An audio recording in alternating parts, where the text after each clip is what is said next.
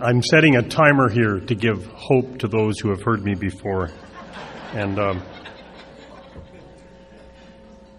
this guy, just before I say anything, so we get here and we forgot a wheelchair for somebody, and Carson drove to Lake Mary last night to pick up the wheelchair and bring it back. Yeah.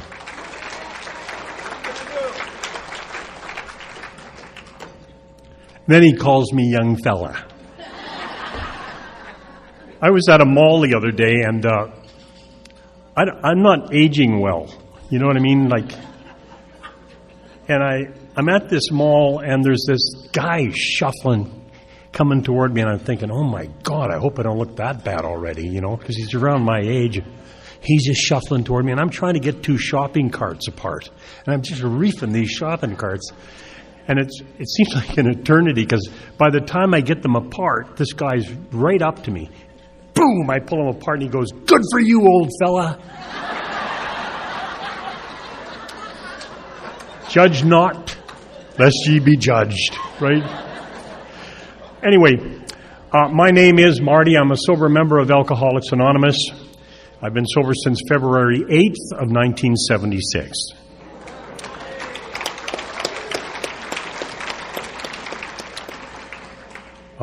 It's just such a pleasure to be here. I want to particularly thank Russ for all the great service and love, and Elizabeth for inviting me here. And I just want to be very clear that if you love what I talk about tonight, and maybe even like me, I'd be happy to visit with you. If you don't like the talk, don't like me, Elizabeth invited me. So get on her. And but here's the dealio is that if you're with me, there's nothing can go wrong here tonight, because I really believe that the talks come from the audience. They don't come from the speaker. The windbags are pretty much the same until you get a group in a room that's got a deep commitment to Alcoholics Anonymous and one another. And so, you wish me well and we'll do well. I guess if I screw up, it's your fault. That's how it works. But, it doesn't matter anyway. Bill Wilson said it this way. He said, Alcoholics Anonymous is not a personal success story. It is, after all, he said, the story of our colossal human failures turned into the most wonderful usefulness by the alchemy of God's grace. Right? So, there is nobody in this room that actually, we're the walking dead. We are so blessed to be here. And we're so blessed to be. When you think there's like 9 million people or something on the planet at this point, and if just 7% of them are alcoholic, that means there's 630 million alcoholics wandering around. And AA in all of its history has probably helped, between 4 and maybe 6 million? That makes you awful special. It really is. It is a privilege to be here. So I just wanted to be clear. And the conference, what do you guys think of the conference? Yeah. Some truly great speakers coming up. And the big dealio for me is not, and this is, every Friday night speaker should tell you this. It's not about what you hear. It's not about what you understand, because understanding is always overpowered by habit. Do you know that? You ever go to a meeting and go, oh, yeah, I get that. By the time you're back to the car, I'm not doing that. Right? But something is going to happen this weekend with you. Something is going to click. And if you will do that something, it will change the rest of your experience in Alcoholics Anonymous. That's the piece. It's not what you hear, it's what you're going to do with what you hear. So speaker by speaker, see what registers with you, and then away you'll go from there. So this conference theme is a great one. It's the broad highway, and we were talking about that this morning. I always think of the broad highway as being held up by principle, which makes it so solid, right? Principle doesn't change. Do you know that? That's when people say, what do you call God? I say principle. Love, principle, trust. That's the kind of image I have when I think of a power greater than myself. And then there's another great metaphor Bill uses called the arch of freedom. You know, this is something that's the foundation under it is our willingness to help one another. That's what it's built on. And then the cornerstone is our own concept of God. And they're not asking us to make God up. It's sort of like if you're in Vancouver, British Columbia, where I live, and you're talking to somebody in Honolulu, and you say, what does the Pacific Ocean look like? And in Honolulu, they'd say, oh, it's so clear, it's so aqua blue, it's warm, it's wonderful. And you go, liar. I mean, I'm looking at it right now. It's dirty and it's gray and it's cold. It's sort of like perspective, isn't it? It's where you are right now that determines, and that's what they're asking us to do. What is your current perspective on a power greater than yourself? That's the cornerstone. And without that, the whole thing gets kind of screwy going up from there. But then it has cement and it has mortar. This is kind of interesting stuff. This is our common problems and our common solution. That's what holds us together. You know, it's interesting, in the late 60s and 70s, I was a radio broadcaster.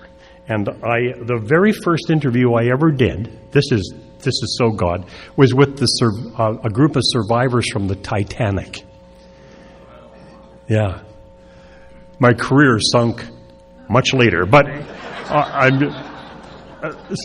anyway, so I'm talking to these people, and I asked them this question, and after I ask it, I think, why would you ask them something like that? And the answer was, the question was, do you guys keep in touch with one another?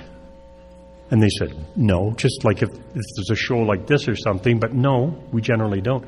And then I'm reading in the big book, Alcoholics Anonymous, and it said, unlike the survivors on a sinking ship, we stay in contact one with the other, sharing our experience, strength, and hope. That's the cement that binds us together. Sick of telling your story? Too bad. Right? The newcomer needs to hear it. You probably need to hear it. Right? I mean, I find I'm going to write a book called I Could Listen to Me All Day. So, there's tremendous strength in staying in touch. You're going to make some acquaintances at this conference. These could be lifelong friends if you make it your business to do. But you see, the thing is, we have trouble with intimacy, don't we? We're kind of like this, you know, come here.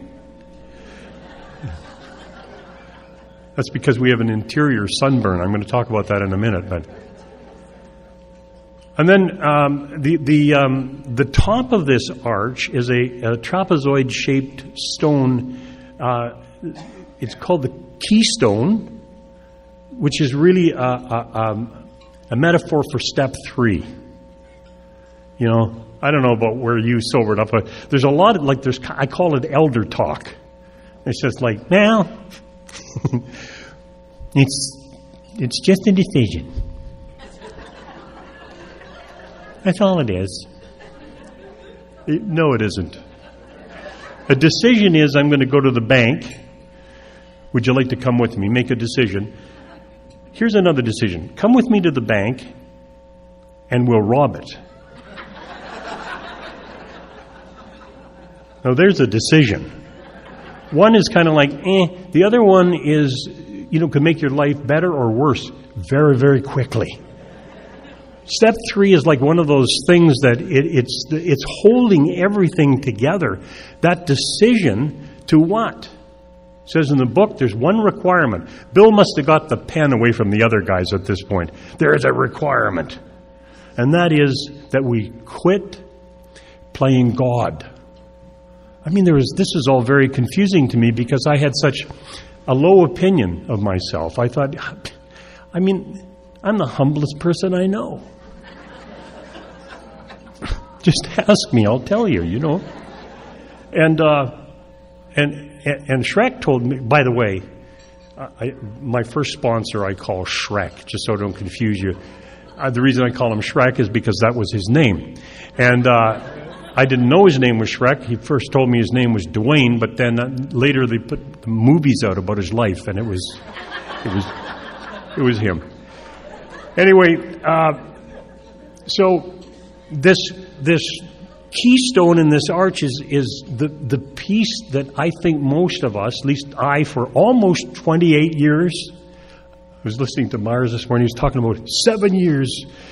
I'm thinking, that would have been speed cadet for me. I was 28 years when I woke up. You know, when the book says upon awakening, that doesn't necessarily mean in the morning. It's like wherever you're, boing, what the hell, man? So, I think that's a tremendous metaphor, that arch through which we walk to freedom. Freedom from what? I live in Canada. You live in the United States of America. We're all about freedom. Freedom from what? That idiot that lives with me in my head, that's what? You know, have you got a nasty little roommate that talks to you all the time and just yaps nonstop? That's what we get freedom from when we quit playing God, because God is the power that says this is good, this is bad, this is right, this is wrong. And when I'm playing God and I'm saying, well, I'm not sure that's right or wrong, it starts talking. And so that's one of the wonderful freedoms. The final images, and Carson was reading about this, on page 53, it talks about a bridge. It's called the Bridge of Reason. And I always like to think of it like, you know, that bridge in San Francisco, the Golden Gate, like it's a massive structure, the Bridge of Reason. Big, wide, broad highway. And it's held up by these pillars, 12 of them. And they're principles, the 12 steps of Alcoholics Anonymous. So they're solid. They're not going to change. And so this bridge goes from where I am to a place that I sometimes I can see it, sometimes I can't. It says it brings luster to tired eyes, right? And courage to flagging spirits. But I can't see it all. It's sort of like in the fog, right? It's the promised land. And I'm trying to get across the bridge in there. And then Bill says, but the interesting thing is we can't get off the damn bridge. Most of us can't get off the bridge. I just want to talk a little bit about that tonight. By the way, I know they say don't think in Alcoholics Anonymous, but I can't help it. And besides which, did you ever try and do step 3 without thinking? Because it says think well before you take this step. So right there, to all of the stupid talk. If I look at it and I say there's a bridge going from where I am to somewhere, what is it going over? Do you ever think about that? Of course not. You're normal. But I'll tell you what, it's the states of mind. There's all kinds of states of mind. There's a state of independence. There's a state of arrogance. There's a state of entitlement, right? State of depression. State of hopelessness. When you're on the bridge, you're trudging across the bridge. By the way, most of the people that are making it over the bridge are way toward the center of the bridge. And some of them are going quickly and some of them are going slowly. But they're moving. Okay, so if you've got a sobriety and you did your step 4 in 1953, and you figure that's enough of that. I don't know what you were doing between then and now, but I've screwed up a couple of times since then. So it's a beginning of a lifelong process. This whole thing about going over the bridge is, where does the bridge footing start? It starts in the state of hopelessness. You can see the Bridge of Reason from the state of hopelessness. By the way, there's a lake under the bridge too, Lake Superior. And you can get on the Sidhu of screw you, and you get on that thing, and you kick it, and you start it, and it goes, look at me, look at me, look at me, look at me, look at me, look at me, look at me, look at me, and you start moving across Lake Superior. The problem is it's not sustainable. Eventually, you're going to run out of fuel. And then you go into the state of depression, or you go into the state of panic. I think the state of despair is right next door to the state of hopelessness. By the way, the states have state representatives that make announcements. Even when you're on bulletin, this just in from the state of depression. Look out. You ever been sitting in Starbucks and you think, oh God, I got to sell the car and move? Where did that come from? It's an announcement somewhere from way down under the bridge of reason.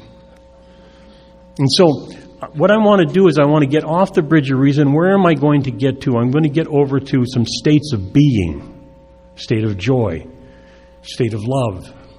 These are the interesting thing that I found about the state of joy is, if you say depression, what's the opposite of depression? It's joy. And they both move in a very mysterious way, right? Have you ever been just sitting somewhere and you just feel really joyful? Same thing happens when you get into the dark side as well. So if I'm moving across the bridge of reason toward the promised land, and I can see the outlines, I can see that people over there are joyful. I can see that, and it gives me hope, and it gives me courage to keep moving forward. Why would I go off of the bridge? Because we do it so often. And the big book says that we're oversensitive, which I think is hurtful. Belligerent.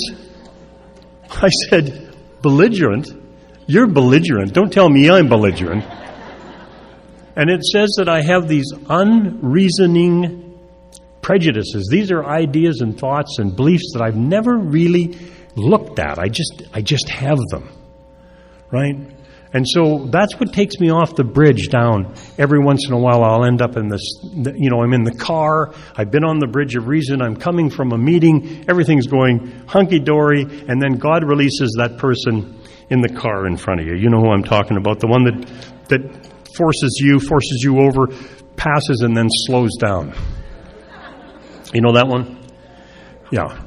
So then I have to pray for them. Usually in tongues. So, when I look, how did I get into this state of hopelessness in the first place? And if you look at me, I'm 71, and I've been in Alcoholics Anonymous since I was 23. So I've been here all my life, and it's been a great life. It really has. But how does somebody at 23 years old end up in the state of hopelessness?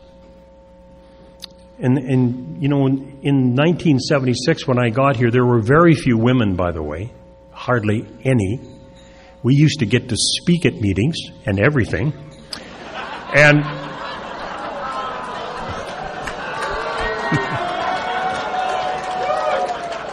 now there's a wound that ain't healed yet. Okay. I think that's poetic justice. When people would say to me at 23 years old, what could you have possibly lost? And I knew what it was I'd lost. I'd lost hope. Hope is a really interesting thing. When hope shuts down in a human being, you cannot do a creative thought. This is cognitive science. This is me. Not me saying this. This is cognitive science. When the hope in your mind is gone, you cannot make a creative thought. So when you say to somebody, what are you going to do? And they're hopeless, they'll tell you, I have no idea. And they really don't. They can't make a creative thought. And so my drinking started, by the way, because I've recently been alluding it to like having a sunburn inside, because I was so sensitive that it seemed like, when you've got a sunburn and people can see it and somebody bumps into it and you freak out, it's, hey, sorry, you got a sunburn, I get it. When it's inside and you're so sensitive and somebody bumps into you and you freak out, they think you're nuts. They don't have any idea why you're reacting like that. And I was so sensitive that it felt like people were going out of their way to poke me. Right? And so I go and I drink some alcohol the first time, and it was like drinking sunburn lotion. It was like, somebody said one time, when they do the autopsy, they put my brain in a beaker of alcohol. If they put a microphone right beside it, they'll hear it go, ah. It's exactly what that felt like. Was like all of this irritability and sensitivity. It soothed it, and it just put everything into proportion. I couldn't remember what I was starting to make really good plans. Like, I was 11 when I had my first drink. I'd had it at 10, but I couldn't get my hands on it. And I was in this bathroom with this guy, and we had a gallon of Loganberry wine. You know, some of you probably finished up on stuff like that. But Loganberry wine was like the designer drug of 1960. It went down purple and came up pink. It was just bloody amazing. And I drank a lot of it, and I drank it as fast as I could. The first time I drank, I had a real alcoholic episode. I didn't have a social drink. I didn't cross a line. I looked in the big book, Alcoholics Anonymous, and said, some of them start off as moderate drinkers, may or may not become continuous hard drinkers. And I thought, well, none of that's me. I was a binger. You know, like I would drink and disappear for 3 or 4 or 5 days and then come back. But that's how I drank until the end, when it really started. The binges were starting to get closer, and closer together. So in that bathroom that night, I decided I was going to go home and beat my 16-year-old brother up. Makes perfect sense. You know, just go home, in the crotch. And then down he goes, and I had it all planned out. And I'm on my bike, and I go off my bike, and I hit the pavement, and I rip the knees out of my pants, and I'm all blood, and I'm thinking, oh, this stuff, awesome. That didn't even hurt. I remember falling down the stairs one time, and laying at the bottom of the stairs, and my wife saying, are you okay? And I said, I wouldn't be if I wasn't drunk. I'd have broke every bone in my body. And she said, if you weren't drunk, you idiot, you wouldn't have fallen down the stairs. You know? So I get home, I'm hammered. I've got this little English mother. My mother was very, she was brought up with good people. And when I joined Alcoholics Anonymous, she said, what will you do next to humiliate this family? So there I was, knees out of my pants, hammered, looking for my brother. You know, they threw me in the bathtub. I threw up the, pink foam. I get to school in the morning, grade 6, and I'm telling everybody, I found this stuff. You aren't going to believe it. I puked. My dad beat me up. I smashed my bike up. I can't remember a lot of the night. You got to try this stuff. You know what I mean? That's where the RCA dog thing comes from with the other people, isn't it? I went to my 40th high school reunion, and that little gaggle of senior-looking women came toward me, and a couple of them said, I just really wanted to marry you. Where did you go? In about grade 7. I'll tell you where I went. I went to the madness and blackness that is alcoholism. And I mean, you drink with lower companions until you become one, right? But I had this, this just sensitivity, and being sober, it just never went away. It seemed to get worse and worse and worse.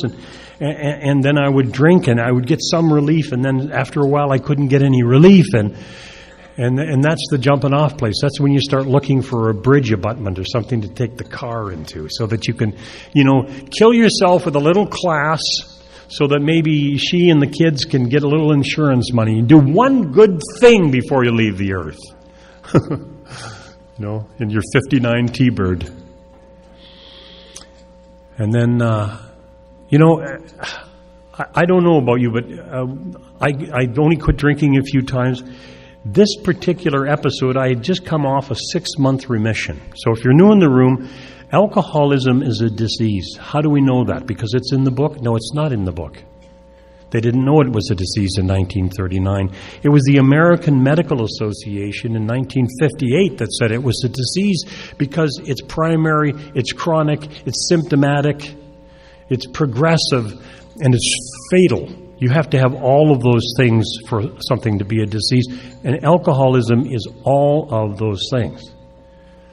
I mean, so I didn't know that I had a progressive disease. I didn't know that it was getting worse and more impossible to try and get that state of restlessness.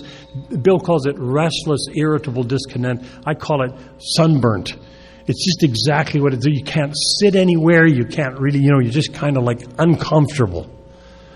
And so I went into a remission about 6 months, which was just crazy because I had never had normal drinking in my life. And I'd get off work and they'd go for a beer and I'd have a couple of beer and I'd go home and I'd think, like acne. It went away. Yeah, not so much. Because when it came back, the last time it came back, it was with a penchant. It was so incredible the way it would just take me down. And so I was working in the radio television business, as I told you, and that's a very horrible place to wake up blacked out on a mechanical pony out in front of Walmart, with underwear on that's not yours backwards, and you're on television, not so good. And so I had a really bad night. I mean, one of those nights where I had shoved pizza into the face of our company president. I had started a couple of fights. Stolen a bunch of liquor out of the party. I knew they weren't going to drink it properly, so I just was taking it home to help them with it. And I woke up in the morning, and if you're like me, God just wakes you up for the really embarrassing stuff. Most of the time you're blacked out, but you go, oh my God, I'm in a Baptist church and I haven't got any pants on again. Oh my God! And so I have bits and pieces of this evening going, and I think, oh man, God, if you can just get me out of this one, the AA prayer, I will become a missionary.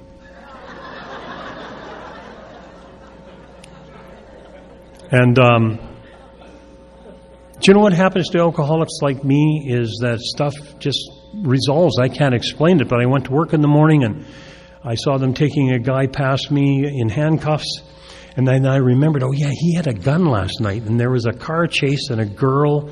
And, there was bits and pieces. It was horrendous. I got called into the president's office. He said, you're a very funny guy, Marty, but, if you ever do anything like that again, I have no choice. I'm going to have to let you go. And so I said, Dennis, I respect you more than any other human being on earth, because isn't that who you shove a pizza into their face, the one that you love the most? Isn't it? It's sort of like, what would be the most horrendous thing I could possibly do? Okay. And by 5 o'clock, now I was doing the best shift in radio. I was working from 5 o'clock in the evening until 7 o'clock at night, 5 nights a week. A second highest paid guy at the station, working 2 hours, 3 hours a day.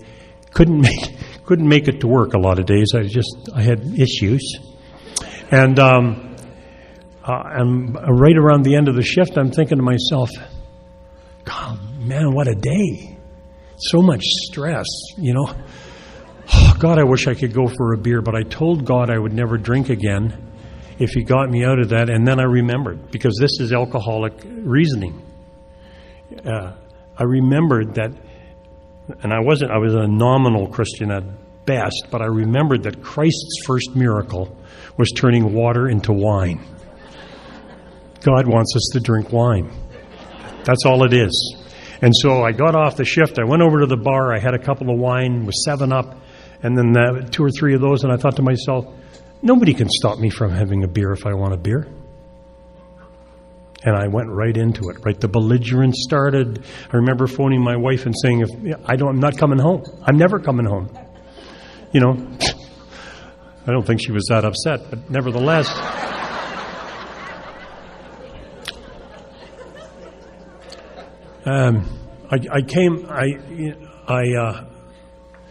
Oh my God, did I get drunk? I mean, it was really bad, and it was bad, and I remember being at City Hospital in a tree, acting like a werewolf, 3 o'clock in the morning. Oh, so humiliating. And when I came to, and the 4 horsemen were going across the bed, the shame, the difference between shame and guilt? Guilt is when you've done something wrong, and you know it. Shame is when you think you're something wrong. You believe you are something wrong. And that's what I woke up in shame Like, oh my God, you just got out of this and you've done it again. The phone is ringing in the distance, and I hear her call me, Marty, it's your sister. And I think, oh, that's what I really need right now. And I get on the phone, and it's my nosy sister. And I think there's an Al-Anon training camp or something where they teach them these questions, these like piercing questions that they have. She says, how are you? And I go, what does she mean by that? Like, what do you think she knows? What do you mean, how are you? Or how are you? Or where are you getting at with that question, you know? And she said, do you think maybe you have a drinking problem? And I'm thinking, no problem drinking. She said, I'm gonna send somebody over from Alcoholics Anonymous. Would you talk to them? And I thought, oh God, I haven't got enough trouble. I've got to now help somebody from Alcoholics Anonymous.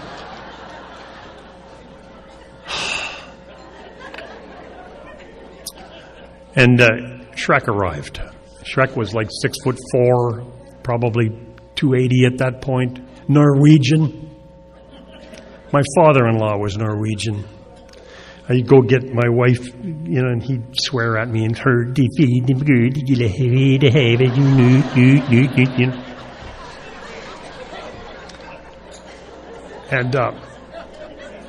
this guy's not only Norwegian, he admits it in the first 2 or 3 minutes.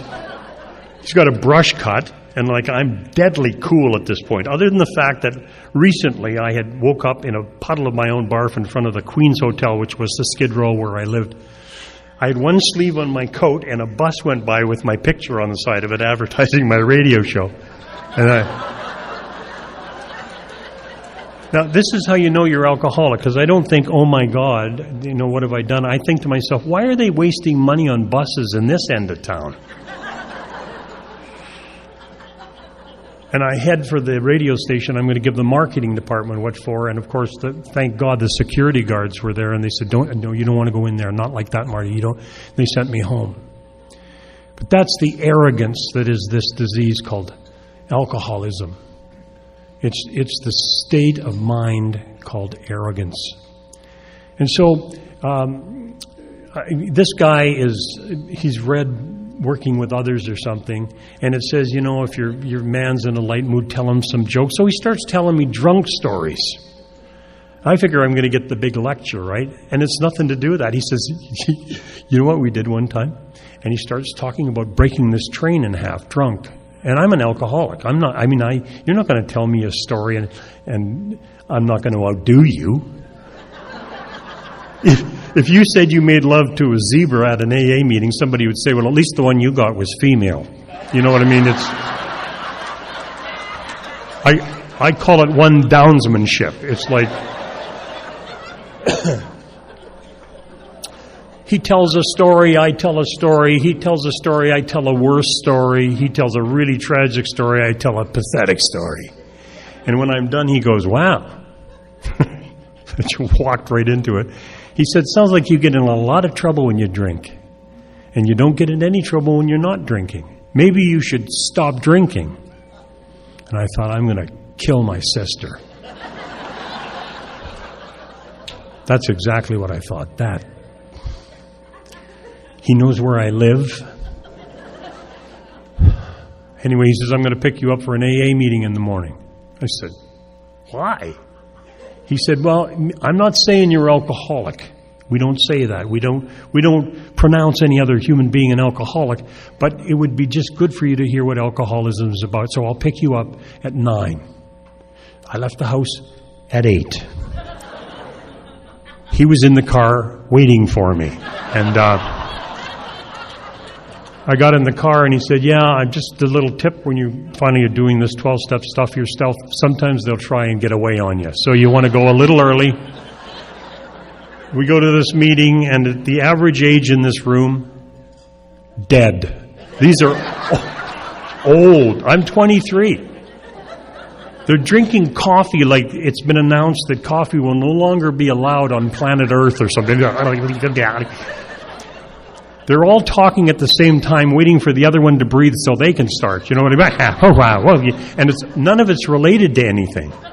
One of them talks about going up and down some stairs or something. I couldn't figure that out. But apparently the fifth stair is where you get drunk. So I'm thinking, well, why don't we go to the fifth stair and have this meeting? Hated it. We get out in the parking lot and Shrek says, "What did you think?" I said, "I loved it." He said, "Liar." I said, "Excuse me?" He said, "You liar. You're such an alcoholic." I said, "Whoa! You told me last night you couldn't tell me I was an alcoholic." He said, "That was last night. You just came out of a meeting of Alcoholics Anonymous, you idiot. Of course you're an alcoholic." And then he told me why it was called Alcoholics Anonymous. He said, "It's because we're everywhere and you don't know who we are. And we're watching you."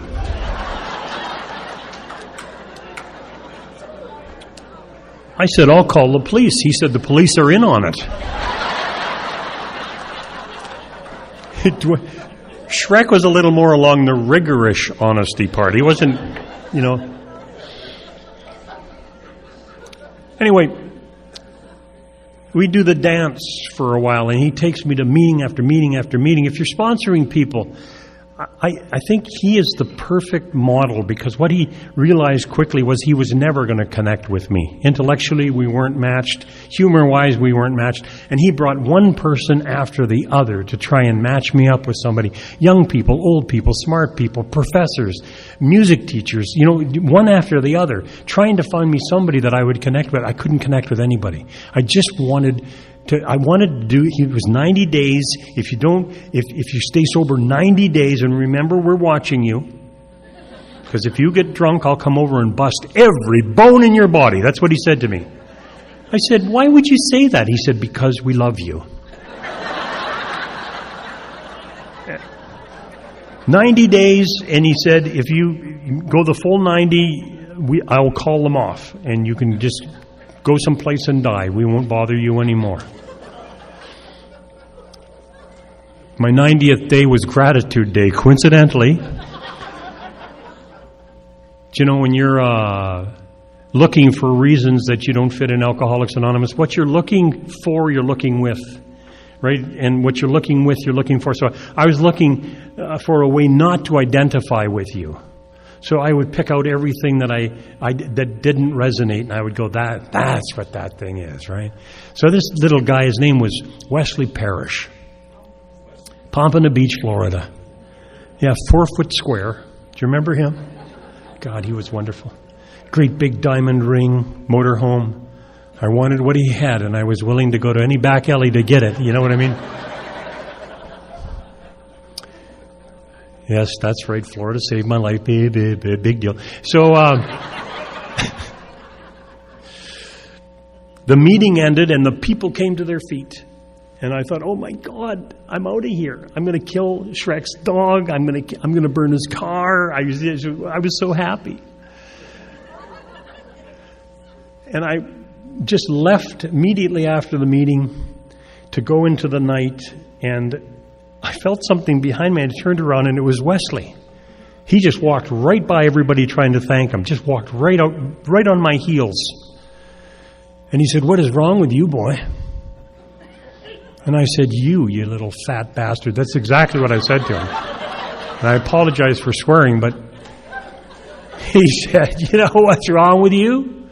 I said, "Oh, tell me what's wrong with me. You've known me 12 seconds. Tell me what's wrong with me." He said, "You a chicken shit."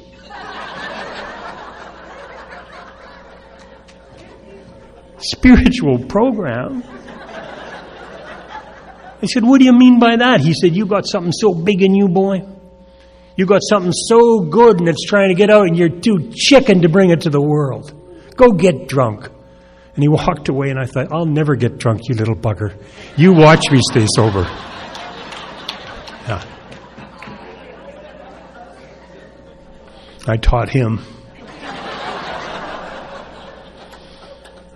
And I went to meetings, and suddenly I started to hear the music. You know, the difference between going to a meeting of Alcoholics Anonymous and hearing problems And going to a meeting of Alcoholics Anonymous and hearing music is the difference between hearing with your physical ears or hearing with your spiritual ears. And when your spirit ignites and you've got spiritual eyes and spiritual ears, nothing has changed and everything is different. And I started to want what they had. And then I started to want to have a relationship with God. So I got into that for about 12 seconds and went alcoholic as hell. I thought, well, AA is a good start, but now I got to go to the church and become a Christian. So I left AA. Well, I didn't really leave AA. Shrek fired me out of AA because he said, you're so heavenly minded, you're of no earthly good anymore. Go and be with your people, He told me he's going to phone New York and take my name off the speakers list. I'm at the church, and it's a Pentecostal church. It's not as if it's quiet or something. And I'm looking at the choir girls thinking, I would. And I guess the preacher was watching me, and he came up to me after the service, and he said, we've got a lot of people in the church that can carry the message of Christ, but he said, there's one thing about you alcoholics, is you can work with your own people, and we can't. I'd suggest maybe you want to go back to AA. I got kicked out of the Pentecostal church. Now I can't. So I got to go to AA, and I walked by this old guy named Jeff Charlebois. He was like 150 years old, 31 years sober. And as I walked by him, I heard him say, "There, but for the grace of God goes God." Do you know that feeling? Like you're home? It was like, I could have just kissed him right on the mouth. I know exactly what you mean. And I got it, and I really loved it. And about 2 or 3 days later, I'm driving down a place called Idlewild Freeway in Saskatoon, and all of a sudden it hits me. You're alcoholic. You have a progressive, symptomatic, terminal disease. Oh, no. I phoned Shrek, and I said, "Shrek, oh my God, I'm an alcoholic." He said, "Now it's unanimous. Everybody on earth finally understands that." I said, No, you don't understand. I need to talk to somebody like a professional. He said, "I'm 13 years sober." I said, "I don't care. I want a professional. I want somebody that knows exactly what's going on." So he took me into Bob. Bob had a degree and all the stuff. And I said, "Bob, what's wrong with me?" He said, "You really want to know?" And I said, "Yeah, I do." He said, "You have a biochemical genetic disorder centered in the hypothalamic information control center of your brain and made worse by your liver's inability to metabolize alcohol without producing acetaldehyde, which mixed with dopamine produces tetrahydroisoquinoline. And that is a nasty combination given your narcissistic, egocentric core, which is driven at times by feelings of omnipotence despite the cognitive dissonance and stimulus augmentation." I replied, "What does that mean?" He said, "It means that you're a drunk. Go to AA." Imagine my surprise when 6 or 7 weeks later I go into an AA meeting and Bob is chairing it.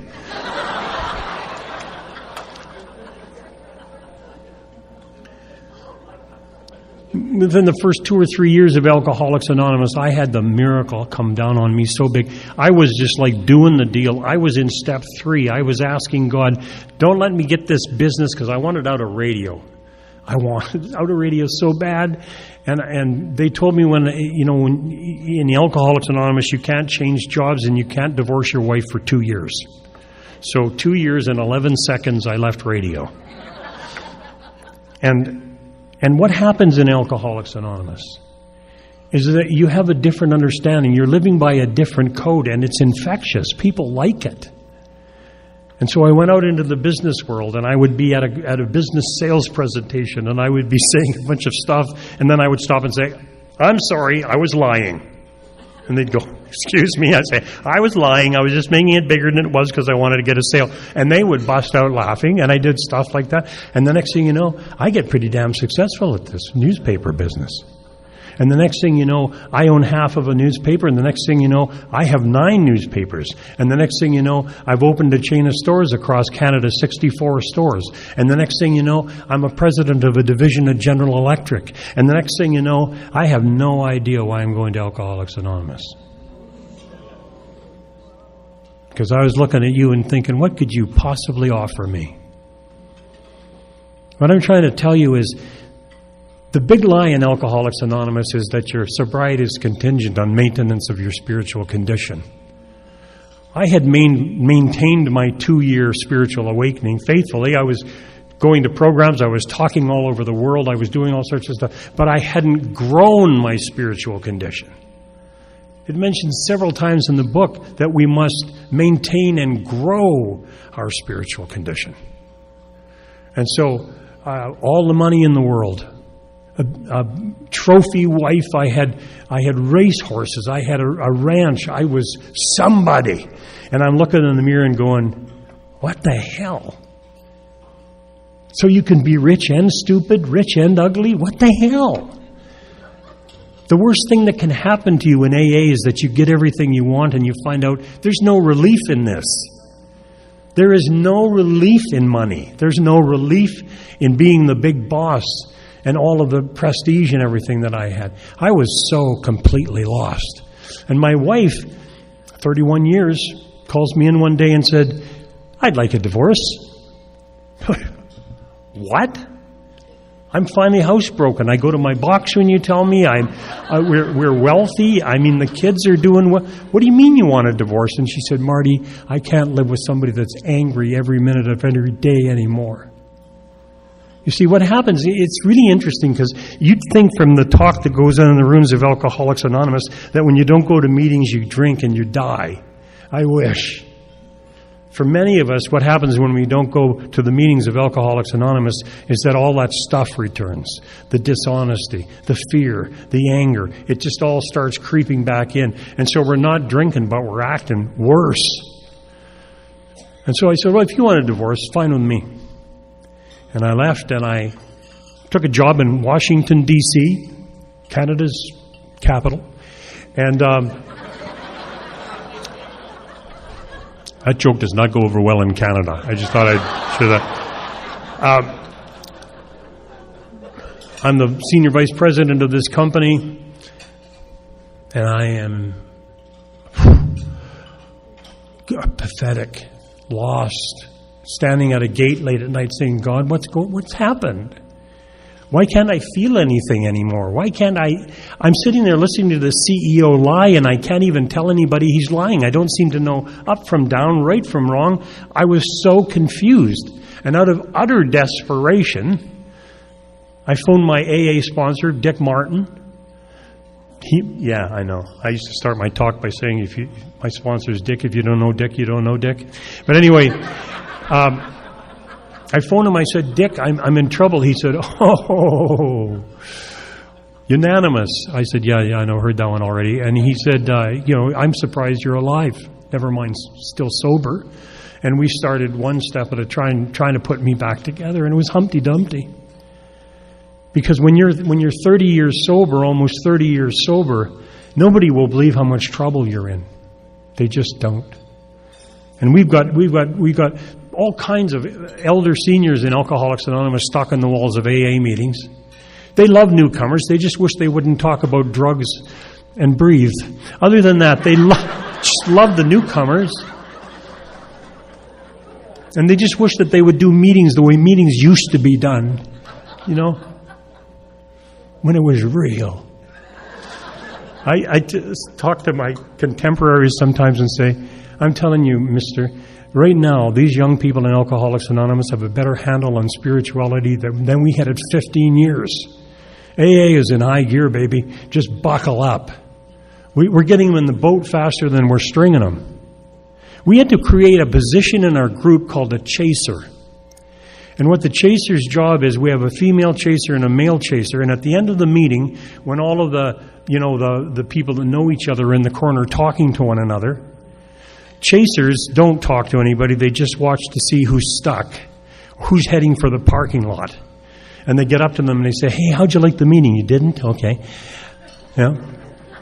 Our group is totally insane. We're looking for somebody like you. Would you like to come to next week's meeting? Give me your telephone number. I'm going to call you tomorrow. Do you know what your retention rate goes to when you have a chaser? 80%. 80%. I know we shouldn't talk numbers here in the A&A, but I'm just telling you, it's night and day because we've forgotten how to do some of that stuff.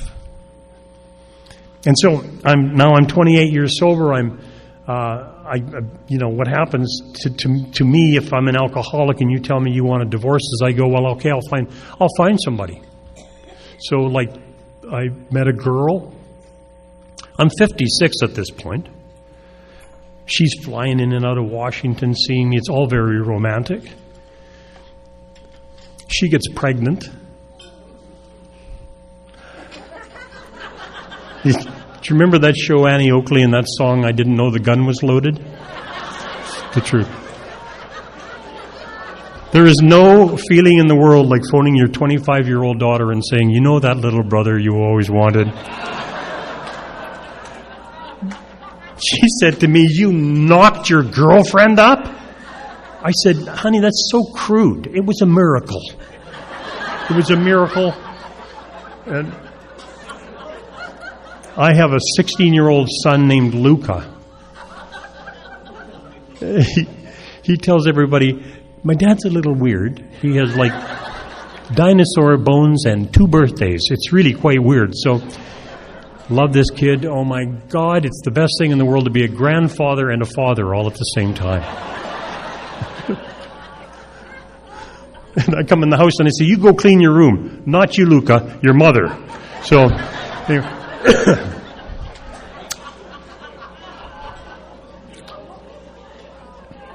You know, if you're worried about coming into Alcoholics Anonymous and you think it's going to get boring, not so much. Not if you're back in the music of the rooms, it won't get boring. It'll get strange. Things will happen to you of which you would never dream. In fact, it says that in the book, isn't it? I don't get what I want, but I get what I need. When I get what I need, it's exactly what I wanted in the first place. Luca is just exactly what I wanted. It's so funny, he's got a 21-year-old nephew. And every once in a while he'll say to me, you think that's a little weird, Papa? Yeah. He's a beautiful violinist. He plays. His brother's a concert pianist. My kids, if you're new in the room, maybe you're young and you've got some kids and you're worried that maybe genetically you're going to pass this on. I had 4 kids, none of whom turned out to be chronic alcoholics. They all turned out to be really good people. One of the great reasons why I think they're all really well-adjusted, healthy adults is because of you. Because I would have you out to the farm, at Christmas or Thanksgiving, and I'd fill the house with drunks, and they'd listen. My son Donovan, who's now turned 49 this month, has never had a drink of alcohol in his life, never smoked any Mary Wonderful or anything like that. And I said to him one day, why is that? He said, are you kidding? He said, just listening to those idiots you used to bring out, it scared the hell out of me, man. I said, I wouldn't even take the chance. What if I have the gene? I said, I don't know, but I'm so grateful. I mean, the thing that I never could do was intimacy. I could never have family. I saw Donovan, the oldest guy, recently. I talked in Winnipeg in Canada, and that's where he lives, and I hadn't seen him from before COVID. And he got out of the car, and I could feel it welling up. And I said, oh my God, Donovan, you're so strong and so handsome, and you were the first thing I ever loved on this earth. And he said, I feel the same way about you. Yeah. A chronic alcoholic in a relationship with his 49-year-old son. I have a daughter, Beeslabob. Oh no, she's wonderful. She's my business partner. We work on projects all over the world together, and it's just stunning. So it's not so much when you're looking for a sponsor that you get somebody that has what you want. That's another one of the AA speak things. Find a sponsor that has what they want. My sponsor is, I was 28 years sober when he came to AA. I always tell people, be nice to the newcomers. If you stay sober long enough, they will sponsor you. You know. This guy has a wife he loves, a life he loves, and he works in Alcoholics Anonymous. That's what I want. And so I get on with that little snotty newcomer, and he straightens me out on a weekly basis. And I can be intimate with the people I sponsor. Alcoholics Anonymous makes this promise. It says, if you will do these things, that a fellowship will grow up around you that is exactly what you were looking for. That has been my absolute experience. And you come to places like this, I tell people the suffering I do. They shove food in me, and then they make me go and lay in a beautiful room, and then they put me on an airplane, and it's always seat 28 across from the bathroom because AA is cheap, right? You're always in the worst seat. And I always look at the person next to me and I say, "Where are you speaking?" And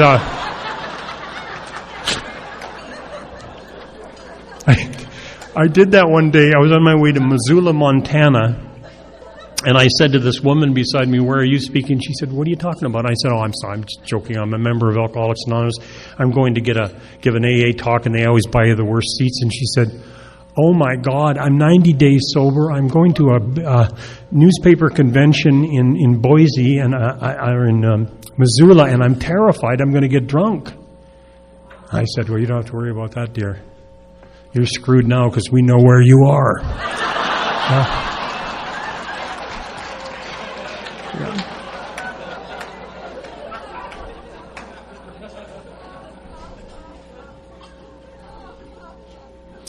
I think about the suffering of some of our elders because they couldn't do step one. Step one says that we admit we're powerless over alcohol, and then there's a dash that if you went really close to it, it would be a billboard, and it says your problem centers in your mind more than your body, and you get over on the other side, and it says that you can't manage your life. And you know another word for manage? Care. Like if you take step 3 and say, turn your life and your will over to the management of God, that kind of works. But when I find out that I can't care for myself, so many of our guys went down with emphysema. Lingering, long, horrible deaths. Take care of yourself. Look, if you make toast, for God's sake, put it on a plate and dress it up. Do nice things for yourself. It's not selfish. It's self-aware. I'm just going to close with this one idea, and that's that I really believe that God, everything came from thought, and that God turned thought into substance, evolved it into substance, and then released it into this thing we call the universe. I believe every single one of us is made out of that God stuff. So you might think you've separated from Him, but not so much. You may have stopped communicating with a power greater than yourself, but you'll never disconnect from a power greater than yourself. And what's really interesting is because you're made out of that stuff, all you have to do is say, "Hey, Pop, are you there? I'm not asking so much for you to do something for me as that I just want to get closer to you. I want to come home." And in this last 18 or whatever years it was since I woke up, I've had the most wonderful homecoming, and it's such a privilege to come and share all of this with you. So I hope something I said would be of some value, and good night, and then we'll wait for the really great part of the conference to come. Thank you.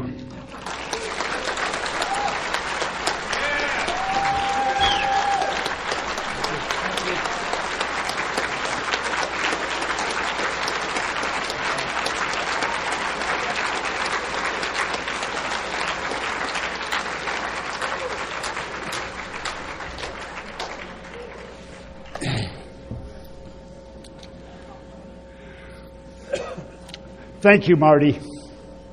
Thank you very much. We have a gift for you, and it's here in this bag, and we would like for you